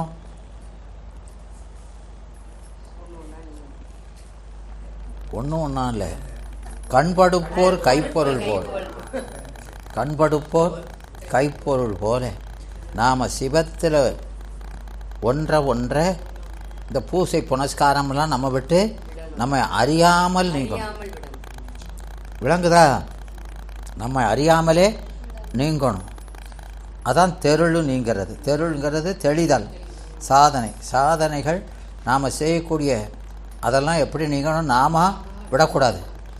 நாம் அருளில் ஒன்றை நம்மை அறியாமலே நீங்கிறது. இதெல்லாம் யார் செய்தா? நாம் செய்கிறேன், பெருமான் செய்கிறார். அதனால் இந்த மருளும் தெருளும் மறக்கும் அவன் கண் அருளை மவரவாதே. இந்த அருள் தான், பெருமானுடைய அருள் தான் நம்ம இப்படி ஒன்றா இதிலிருந்து விடுவிக்கு. ஆனால் அந்த அருளை ஒரு காலமும் மறக்கக்கூடாதுங்க. அதனால் இந்த இதில் சொன்ன மாதிரி அந்த சிவசங்கராந்தவாதினா யார்? சிவனை சிவகரணங்களால் அறியலாம் என்பவர்.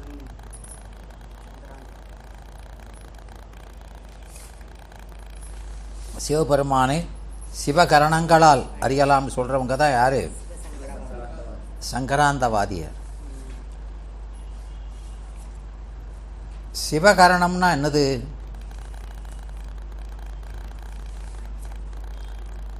அது திருமுறையில் சொல்லியிருக்காங்க. அது சிவகரணங்களை பற்றி எங்கேயாவது சொல்லியிருக்காமா?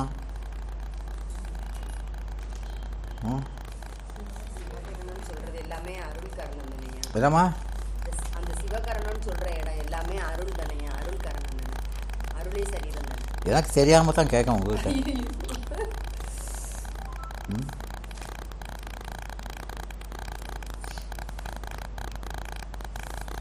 சக்தியம்மா சொல்லுங்க, சிவகரணம்னா என்ன?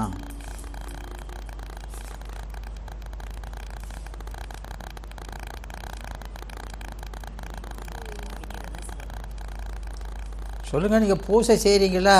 அப்புறம் அதில் தான் செய்கிற பேர் என்ன? பூரா பொய் சொல்றீங்க. ஐயாவா? ஐயா இந்த சிவகரணமாக தான் ஆக்குறீங்க. கருவிகளை பூத சுத்தியிலே பசுகரணங்களை சிவகரணமாக்கி கொண்டு தான் பூஜையை தொடங்குறீங்க. பிறகு நீங்கள் அது ஞான பூசையில் நீங்கள் ஒன்று கிடக்க ஒன்று செய்யாதீங்க. கிரியா பூசையில் நாம் சிவகரணங்களாக மாற்றிக்கிட்டோம். அதான் செய்யணும். விளங்குதா? அப்போ சிவகரணங்களா, இந்த பசுகரணங்களை சிவகரணங்களாக மாற்றுறதுன்னா என்னது? சிவகரணம்னா என்னதுன்னா அது தலையே நீ வணங்காய் திரு அங்கமாலை சொல்கிறார்களே, அதுதான். விளங்குதா?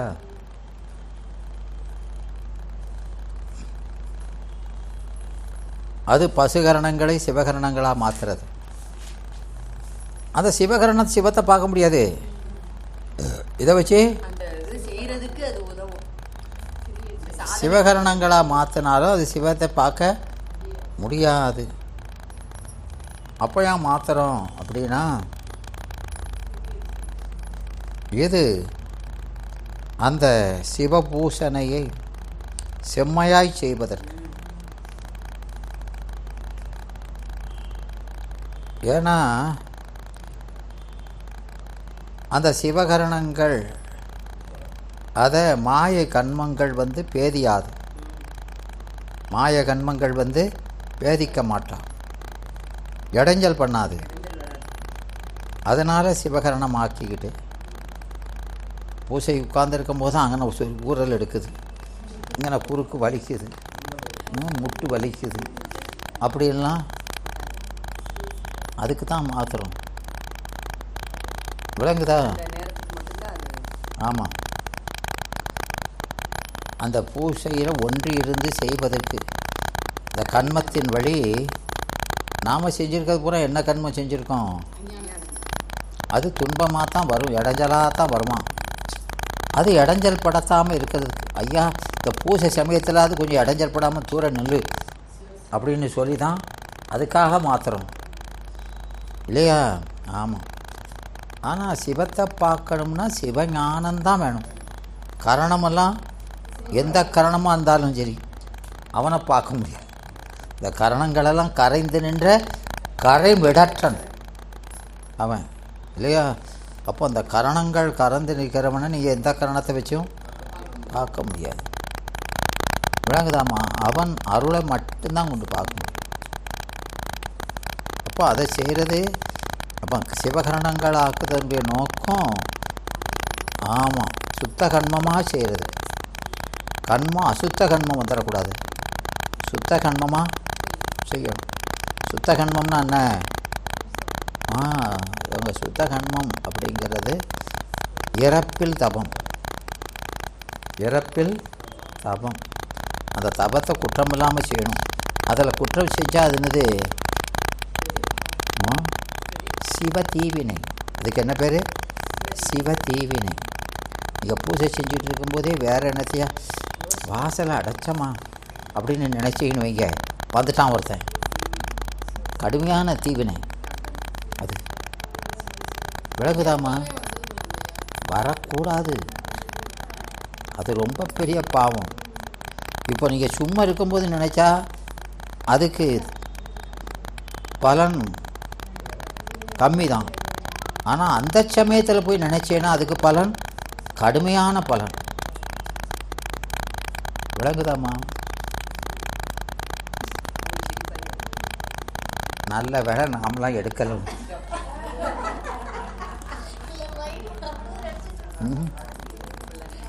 அது நீங்கள் இப்போ வீட்டில் இருந்துக்கிட்டு அதை நினைக்கிறதெல்லாம் பெரிய இல்லை.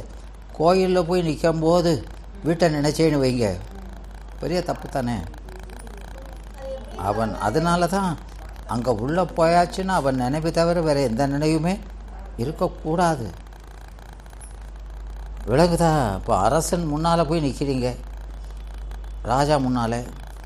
அவன் என்னத்தையா கேட்கா, நீங்கள் எதையா நினச்சிக்கிட்டு இருந்தேன்னு வைங்க, ஏய் நான் என்ன சொல்லுதா நீ சீவும் தலையாண்டுருவான். சொல்லிடுவானா இல்லையா? அப்போ இவன் ராஜராஜன் பெருமான், வேந்தருக்கெல்லாம் வேந்தர். இந்த வேந்தர் முன்னாலேயே நாம் என்ன செய்ய முடியாது, வேறு எதுவும் நினைக்கக்கூடாது. அவனே என்ன சொல்கிறான்னு பார்த்துக்கிட்டு இருக்கணும் இல்லையா? அப்போ பெருமான் முன்னால் போய் நின்னா அவன் அரசருக்கெல்லாம் அரசனா இல்லையா? அப்போ அவன் முன்னால் போய் நிற்கும்போது வேறு எதையும் ஒரு பக்கம் போகக்கூடாது. பெரிய குற்றம். அந்த கொஞ்ச நேரம் நிற்கிறோம், அப்போ கூட இந்த உலகத்தை நினச்சி விட்டுட்டு அவனை நினைக்க முடியலன்னா என்ன பிரயோஜனம்? அதான் அரணிமிட நேடமட்டில் அருணகிரிநாதர் படிக்கிறாரா இல்லையா? அது கஷ்டம்தான் தெரியாமல் அவர் படிக்கிறாருன்னா காரணம் தானே. அதனால் எந்த கருவிகள் எந்த கரணம் ஆனாலும் சரிதான், அந்த பெருமானை அதை கொண்டு பார்க்க முடியாது. அதனால் அவனை சிவஞானம் ஒன்று கொண்டு மட்டும்தான் அறிய முடியும். வேறு எந்த அறிவை கொண்டும் அவனை அறிய முடியாது என்பது. அதனால் சிந்தையது என்ன, சிவன் என்ன வேறில்லை. நாம் அறிவும் சிவமும் வேறு வேறாவே நிற்கக்கூடாது. ஒன்றினின்று ஒன்றியிருந்து நினைமின்கள் சொல்கிறாரா இல்லையா? ஒன்றியிருந்து நினைமின்கள் உந்தமக்கு உணமில்லை இல்லையா? ஆமாம், அதை ஏகனாகி இறைவனி நிற்கங்கிறோம். அப்படி நின்னா சிந்தையினுள்ளே சிவமும் வெளிப்படும். சிந்தை தெளிய வல்லாருக்கு சிந்தையினுள்ளே சிவன் இருந்தானே என்பது திருமந்திரம், சிவரூபத்தை சொல்வது. விளங்குதா? அப்போது நாம் அவனை ஒன்றி நின்று வழிபடணும். வேறா நடைபட்டால் அவனை அறிய முடியாது. அதனால் அந்த இறைவனை அதான் நமக்கு சொல்கிறார்ல, அந்த இறைவன் இந்தனத்தில் எரி போல. இந்தனத்தில் இந்தனம்னானது அது எந்த தனம்? ஓ சாமி, இங்கே சாமின்னு சொன்னாலும் நான் சொல்ல மாட்டேன். அந்த காட்டம். இந்தனம்னா காட்டம், காஷ்டம், விறகு. விறகினில் தீயினம், இந்தனத்தில் எரி, பாலில் நெய். இந்தனத்தில் எரி போல இருப்பான். யாருக்கு? உலகிற்கு. யாருக்கு? உலகிற்கு. நாமெல்லாம் உலகர் இல்லையா? என்னம்மா? நாம ரெண்டு பக்கம் இருக்கோம். இப்போ வந்து பெருமானோட அருளோட இருக்கணும்னு முயற்சி பண்றோம். இந்த உலகர் என்பது உலக இச்சை உடையவர். அவங்களுக்கு உலகத்தில் இச்சைகளுக்கு தெரிய மாட்டான். விறகுல இருக்கிற தீ தெரியாதா இல்லையா? அப்படி மறைந்து நின்றுள்ள இல்லையா? பாலில் நெய் போல. பாலில் நெய் மறைஞ்சு தான் நிற்குது. இது மந்த தர பக்குவம் உடையவருக்கு. மந்ததர பக்குவம் உடையவருக்கு. பழத்தில் சுவை போல இருப்பான். யாருக்கு? மந்தமுடையாருக்கு.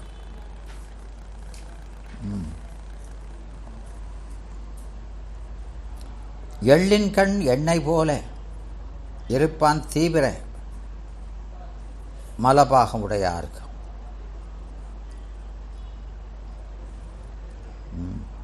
தீவிர தரம் உறவுக்கு எங்கும் இருப்பான். அவனுக்கு எங்கும் இருப்பான், எப்பொழுதும் எங்கும் இருப்பான். அப்போ அதனால் இப்படி அந்த உலகம் இருக்கிறவங்க மந்ததரம், மந்தம், தீவிரம், தீவிரதரம் என்ற நால்வருக்கும் இறைவன் எப்படி இருப்பான்னு சொல்கிறார். அதனால் எப்படி அந்த இறைவனை கண்டு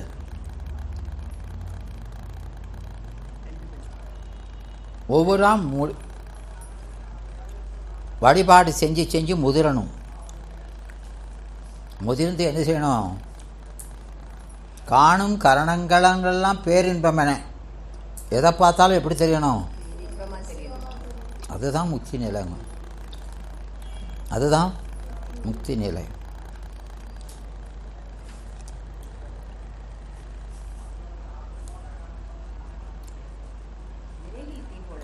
அதுதான் ஆனந்தம் தருவது. ஆனந்த வெள்ளத்திடை அழிந்து அப்படிங்கிறாரா இல்லையா? இதையெல்லாம் யார் தாரா? அந்த இறைவன் தன்னுடைய அருளை கொண்டு தருகிறான்.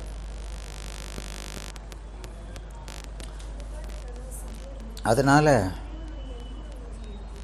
அந்த அருளை மறவாதே, அந்த அருளை மறவாதே.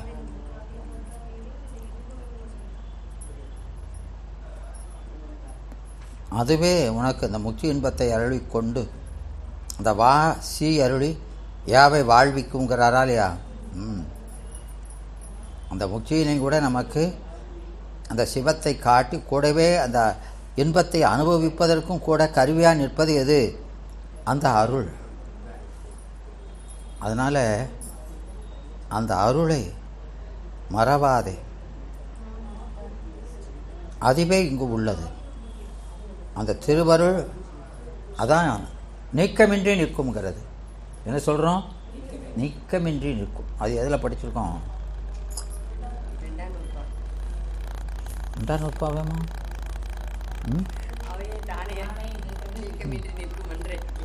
ஆமாம், 4வது அதிகரணம்.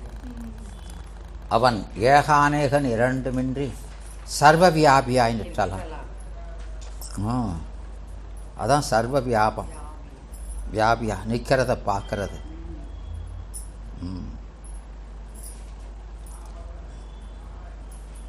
என்று சொல்கிறார்.